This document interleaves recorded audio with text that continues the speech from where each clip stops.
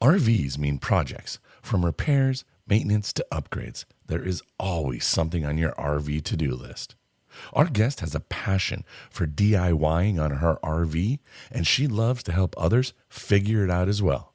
So stay tuned to hear her story. Welcome to RV Out West. I'm your host, Brooks.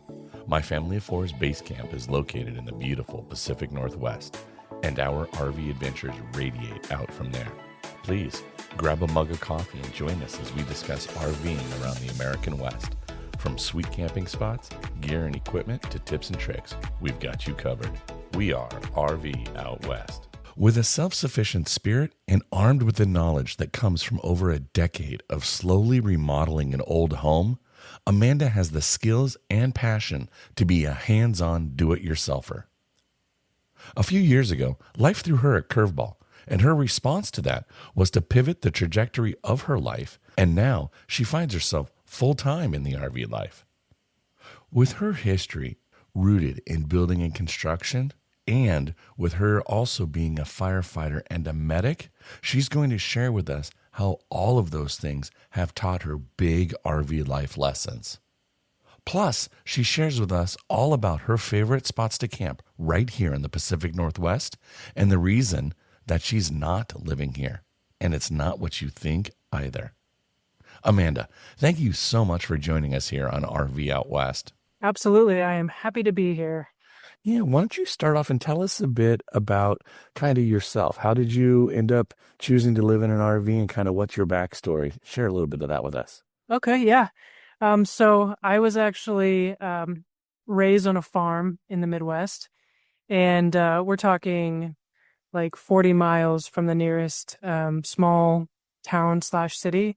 So I was kind of raised in this kind of self-sustaining household where we kind of did a lot of DIY stuff, just figuring it out. And so as I grew up, I was always very interested in DIY, interested in just kind of living a minimalistic lifestyle as much as I could. And I ended up working as a firefighter and a medic, and I did that for just about 12 years. And then I recently switched over to being a emergency management professional. So when I was living in the Midwest as a firefighter, I had this 120-year-old home, and I think I was in it for about 6 or 7 years. I'm telling you, I did literally everything from a roof to fixing foundation, remodeling. It was just like a labor of love. And what happened then was I had a bit of an upheaval, a change in my circumstance, and I didn't really know where I was going to end up on the map, but I knew that I was just going to have to find just a different area. And I was pretty traumatized because that house that I lived in was really the first place that I had lived longer than like a year, 6 months to a year. I bounced around a lot when I was younger. So I had this home that really felt like it was like my space, like my nest kind of. I knew that when you're testing for fire departments, you kind of have to test at a bunch of different cities all over the place. And I didn't know exactly where I would end up, and I didn't want to relocate and look for an apartment somewhere just to relocate to go somewhere else. And so I was like, well, how can I do this so that my home is with me everywhere I go? Because it wasn't the moving around, the losing the familiarity that was the hardest for me. So I was thinking about this. I'm like, okay, well, how can I take my home with me? Because literally give me all the freedom in the world, but just, I want the same bed. I want the same layout in my house. I want it to smell the same. I want my fridge, my comfort items. So I was like, you know what? I'm just going to do an RV. And I did a little research. You hear kind of a mixed bag of things from people who are like, well, it's a lot of work. And I was like, can't be that different than remodeling a house. So I just kind of like jumped in head first, sold my house, got an RV, and immediately hit the road. And so I kind of transitioned from having that permanent home. And then I was like, well, where am I going to go? And I was like, okay, Pacific Northwest or Florida. I got hurt as a firefighter a few years prior, got some nerve damage in my arm. And one of the things that is like one of my lingering symptoms for that is when my hand gets cold, I lose functionality in my hand. So I can't like grip things. And I was like, oh no. Like I literally just have to go where it's warm if I want to keep doing this. So I was like, okay, I'll just come visit the Pacific Northwest for the rest of my life. I don't know.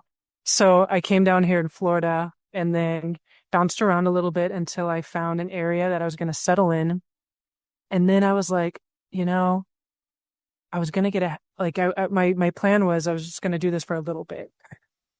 And now it's been like, if I was guessing, maybe around 3 years. I call those chapters.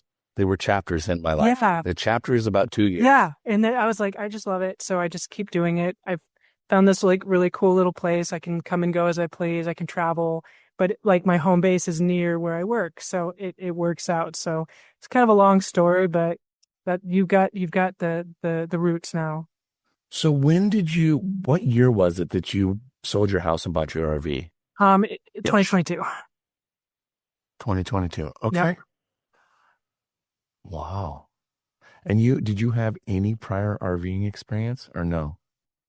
Yes. Very minimal. I had a lot of experience towing a rig. So when I was in the fire service up north, I was also on one of the FEMA urban search and rescue teams. I did rescue, water rescue, hazmat, all that stuff. But anytime we get deployed, we'd basically move a massive caravan.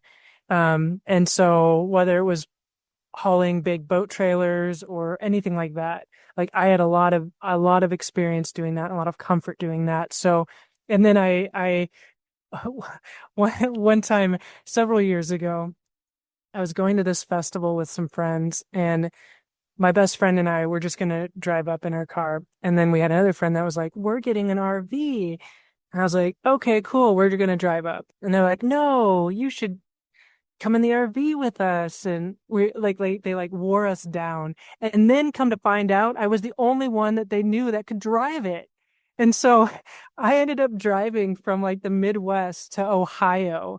Okay. In an RV. So yeah, Designated driver.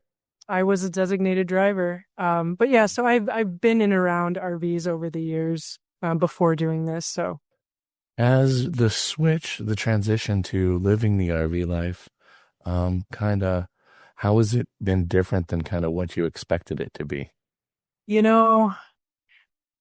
I didn't expect it to be as comfortable as it is. I think if I would have gone smaller, it'd be a little different, but I'm in like a 34 foot travel trailer. I'm able to I put a washer dryer in pretty much right away. And I think like little things like that made it a very easy transition. I was surprised at how comfortable it was, and how I didn't really have to sacrifice much. I wasn't really a materialistic person to start with. It wasn't very hard for me to like get rid of things to fit into the RV. I think the hardest thing for me is, as I was telling you, like I am a DIYer. I had like a whole wood shop, and obviously you can't bring your wood shop with you in an RV. So that lives like all my tools, like my larger tools, live in like a storage unit. But I think that was one of the hard things. But other than that, it's a lot easier than I think I anticipated it would be. What has been kind of the greatest joy that you've found since living this way? Freedom, I would say. And it's different than just like the freedom to like up and move, because that is freeing. But I have a lot of financial freedom because of this, which is valuable to me. It should be valuable to anybody to an extent. I think that's what we're all kind of hoping for, is to get to that point where we're more financially free. I think that there were early on, I almost had a little bit of embarrassment, I would say, and which was very unlike me. I am one of those, like, I'll embrace things head on, but like I received a little bit of judgment from people early on in my career. My early on in my time as an RVer, where I'd be talking to other professionals, right? My peers, and it would just like kind of be like the sticker shock that came with me being like, oh, I live in an RV, I have full-time RV. And there's just like, as time has progressed, That doesn't bother me at all because I think at first I was sensitive to the idea of how are people going to receive this because here I am kind of built into my professional life, communicating with people, actually living like stable, kind of rooted lives. And so it seems like in my mind, there's like two different types. There's this completely detached vagabond, and then I didn't know what this other thing was. And so I had to realize this other thing, there's plenty of people like me doing this. We just like didn't know each other. But the way you earn your living, are you working remote from your RV, or are you kind of doing like a 9 to 5 gig where you're going into an office and doing kind of a office work? It's a mixed bag. I can work remote sometimes. I can work in office. It depends on what I'm doing in the emergency management field. So I like when I first transitioned over to strictly emergency management, uh, the institution I worked for was immediately impacted by Hurricane Helene and Hurricane Milton. And so like in those situations, I'm pretty much working around the clock. And I think I worked around the clock for over a month, because there was just so many things to juggle.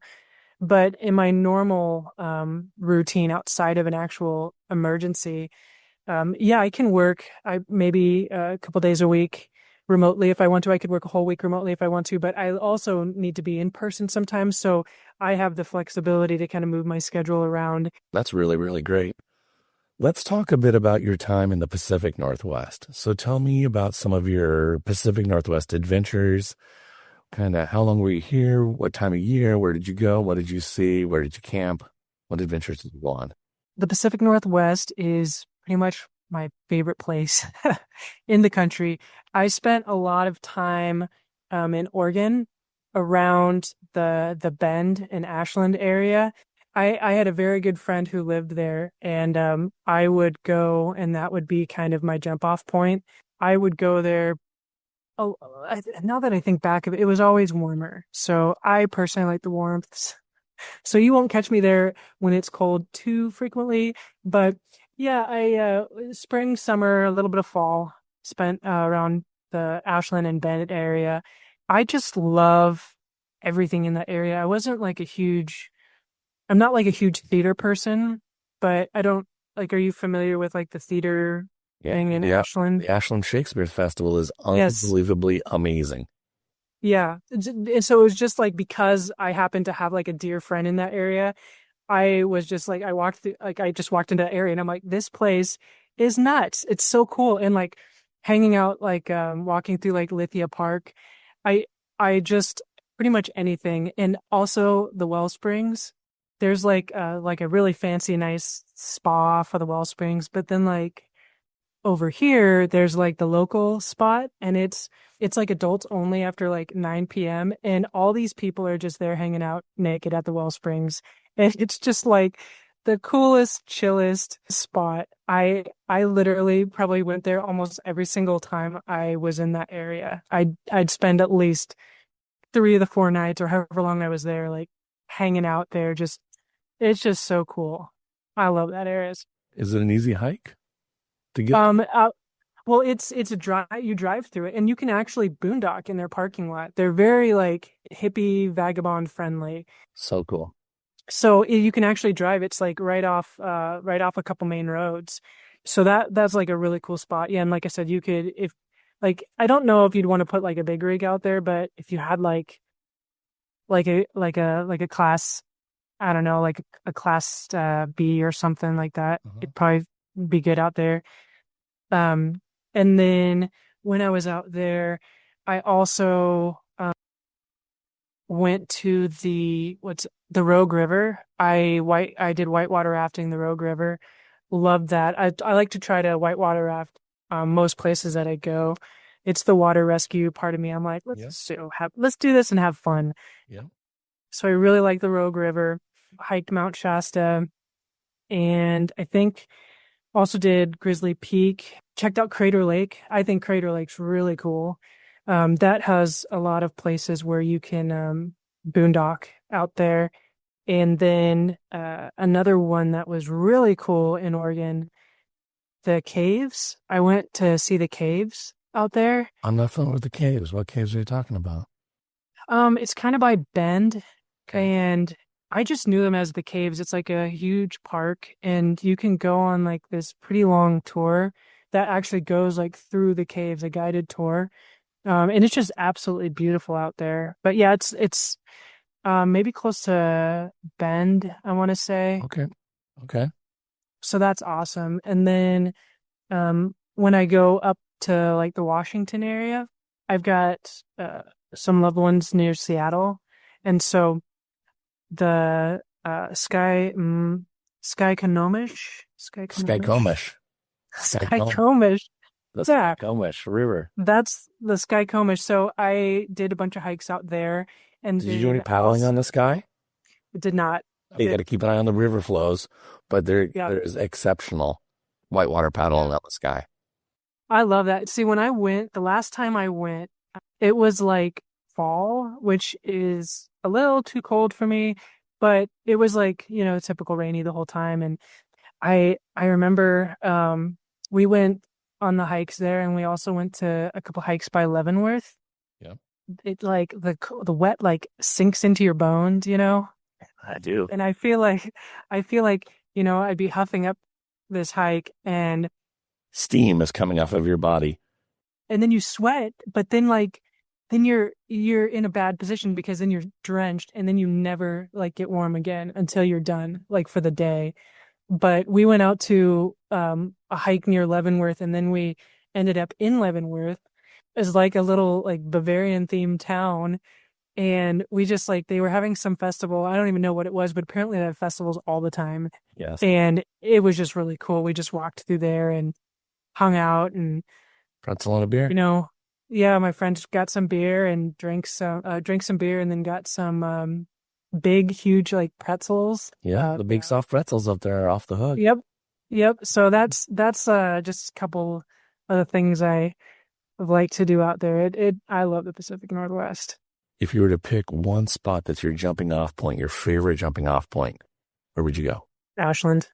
Ashland? Okay, cool. Yeah. Okay. Yeah. I just liked it. And it could have been the people too, like the like sense of community there. It was just like a very warm and welcoming spot. But it's hard because then you go up to the Seattle area too, and it's just like so lush. The air is like medicinal almost. It's just like you feel like more in touch with nature there than pretty much anywhere I've ever been. So It's a pretty special place, I would agree. I'd like to take a pause here and hear a word from our friends over at CamperAlerts.com. It's summertime and the great outdoors are calling, but did you forget to book a campsite 9 months ago? Well, don't worry. Say goodbye to sold-out campgrounds with Camper Alerts. With Camper Alerts, you can choose your campground, select your site type, and set a personalized alert. And when a site becomes available, they will notify you. It's that simple. Visit CamperAlerts.com today and start setting your alerts. So because you did some dabbling when you were doing your remodel with your home after those 12 years, that has carried over into your RV life, correct? And you do a lot of like DIY RV repair projects, etc. yeah, I love it. I love spending time fixing, upgrading things.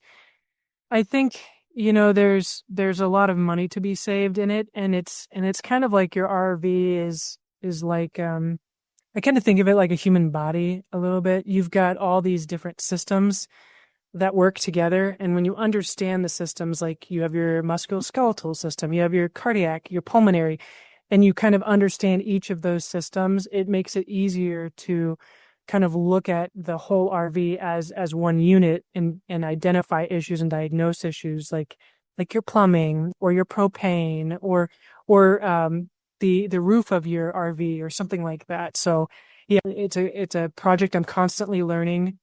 And what I've found is a lot of people that want to do this lifestyle maybe aren't comfortable with that type of thing. They've not been taught basic things, and they're very intimidated by it. And because of that, it's like an obstacle for them to getting into the RV life.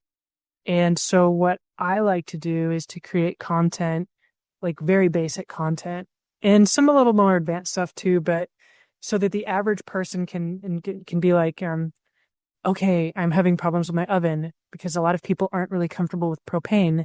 They've not been around it. And so like propane appliances are very intimidating to them. And So I'll have a finicky. video. Yeah, they're really finicky. And if you don't know how to use it, like there's plenty of people. I've made multiple videos, but one of them is specifically like for all those people that are like, I would love to use my RV oven. It just doesn't work. And so I make a video showing down, like basically showing how to light it, why it's hard to light. I break down maybe why it's not lit so you can diagnose these issues yourself. I do the same thing with hooking up water pressure regulators, just to kind of introduce people to these ideas so they can look at it and be like, oh, I know exactly what that's doing, so they're not intimidated to mess with it if they need to. For a first-time RVer, what are, let's say, 3 things right off the bat that you think to be addressed in a new RV? And it could be even if it's a used RV, but it's new to them. What are 3 things that they should look for or consider? I don't want to say upgrading, but like 3, like for me, I knew my shower head. I needed, because it didn't have the Right. switch to, so I'm going to take that one off the table because I just said that. But what would be something Yeah. like that? 3 easy kind of, important, and it doesn't. Important things that, right. Things that don't come with the RV, right? Yeah. That you Yeah. think are like, hey, the first thing, if you're going to throw money at some things, here are the things I would prioritize to do to make things easier, more comfortable, whatever. I think of this as protection. So an RV is like anything else, it's an investment. The protection items that I think are important outside of just those things that you need are going to be water pressure reducer or a regulator. Yeah. And that is important, but to protect your electrical as well. So a really good surge protector or an MDS system, that is something like those things. The water pressure regulators are really affordable, but it can be like a couple $100, anywhere from $100 to $200 to get a really good surge protector on your RV. And I think like that should be one of the first things people buy, because I will tell you, I've fried 2 of them, and that you don't have like notice that you're going to fry it. All of a sudden you have a lightning strike nearby and your system's fried, So that's a really big one. And then when it comes to like updates, I installed a bidet on my toilet and I highly recommend it. That is amazing. A friend of mine just did that on his. Yes. And I have one in the home. Yes. And I was like, it would be nice to have one in the RV. Oh, yes. Yeah, right there. Yep. Great idea. I think the bidet is where it's at because it reduces the amount of toilet paper that you put down into your black tank. So yes, bidet all the way. Depending on your system and your setup, could be a washer dryer combo, but that's like a big ask, and it's maybe out of some people's price ranges because a good one will probably be about. Well, most people going full time. $1,200. If they're not full time, that wouldn't be on the top of their. So I would say a mattress. Right. Yes, a mattress. A mattress would be another one that's a pricier item, but Yep. But I guarantee if you're going to sleep in that RV for more than like 3 or 4 days, you need a new mattress. And I wouldn't even be able to sleep one night on the mattress that came in mine. I started out with just my mattress from home and put that in there, but then I wrapped it in a moisture barrier before I put it in there, just because I know how sometimes you can deal with humidity and it can get underneath that. But yeah, strong work on that one. I didn't even think about that. But yeah, there's like so many things that, like it depends on what your priorities are. If you're a cooker, if you like to chef it up in your RV, I know a lot of people that are like the first thing they get is a Blackstone because they want to have like an outdoor cook space or something like that. I would say for my plumbing, I invested in a Clear Source water filter. It's like one of those like larger 3-stage water filters. And I invested in that. Like that's a huge thing for me, just having like water filtration for that. But and then you drink straight out of the tap in your RV then? I do. Nice. Okay. Yeah. I do. Yeah. It's a full RV water system filter. So. And is it on board your RV or is it sitting outside next to the spigot on the ground kind of thing? Mine is outside because I don't have an onboard cabinet for it. But there's plenty of people that can. And there also are on some of these RV filters holes in the frame of them so that they can actually be mounted to the outside of the RV. But yeah, they a lot of the bigger RVs will have kind of like a water cabinet on the outside that they can put those filters in. So, but mine just sits outside. Okay. So tell me a little bit more about some of the content creation you're doing and where people can, come and watch your videos if they want to learn about some of this stuff and where they can learn more about you. I kind of sweep this with a broad brush because I know that so many people learn different ways. So I have the written blog, and the written blog has like a ton of information. It's got product comparisons, reviews, kind of listicles, types of things, and it really covers like anything that you could probably think of. And that is at dustytrailrv.com. And I also have a course on there, and it's just like a course for people that are wanting to get into the RV life, and it's kind of like your boot camp for preparing to actually transition in this life full time. It kind of goes over everything from downsizing your life to your finances to what it's actually like life on the road. So I do have a course on the website as well. And then I have most of my content is outside of the written content is going to be on my YouTube channel, also Dusty Trail RV. And that is going to be a couple lifestyle things, but really heavy into this is how you diagnose this is how you fix this is how you upgrade this. So that's where all that content is. And then I also, with the same handles, Dusty Trail RV, have a Facebook, Instagram, and TikTok where I'll kind of repurpose some of these shorts and reels that are on my YouTube channel, so people that maybe are not on those platforms can still access them or get links to things. Because everybody kind of, I think that like you have different groups of people tend to frequent Facebook over Instagram, and different people tend to spend time on YouTube. So I try to like get my content so that people can get answers to these things wherever they're looking for them. So cool. And what is next on the horizon for you? that is a great question. I'm working right now on another course that's going to be a very in-depth RV finance course, just budgeting on the road and stuff like that. I have a few other large kind of fixes and upgrades I'm going to be doing to the RV. And hopefully when those are done, when that content's out there, I would really like to do like a tour and start kind of doing some trail tours and stuff like that for places that you can boondock your RV, just visit nearby places. Because just in like Florida, in this particular area, there's a ton of springs and natural trails that are really kind of off the beaten path, but really, really interesting to explore. So I'd like to maybe dabble in that a little bit because I've been to a lot of places.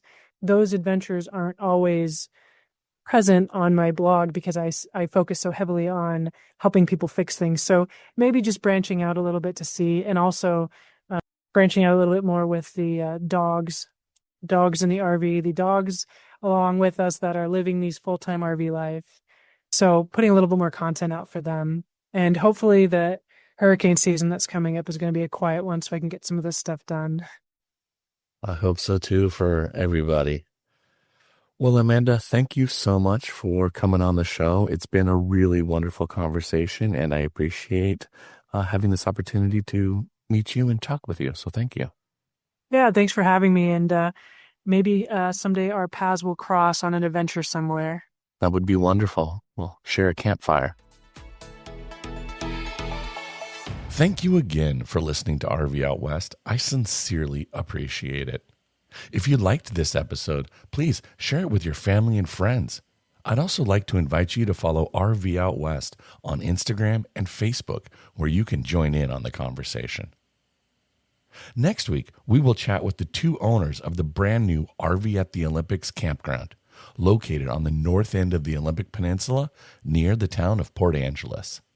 They have quite a vision for their flagship campground that is different from all the other RV resorts out there. Be sure to tune in next week. Thanks so much for listening to RV Out West. Join us again next week. Please like and subscribe to our podcast on Apple Podcasts or wherever you choose to get your podcasts so you never miss an episode. I sure would appreciate it if you left a rating or a review of the show. Special thanks to Scott Holmes Music for providing us the intro song, We Are One. RV Out West can be found on Instagram and Facebook, where you can interact with us and follow along on our RV adventures around the Pacific Northwest. So get out there, explore, and go see what's beyond the horizon.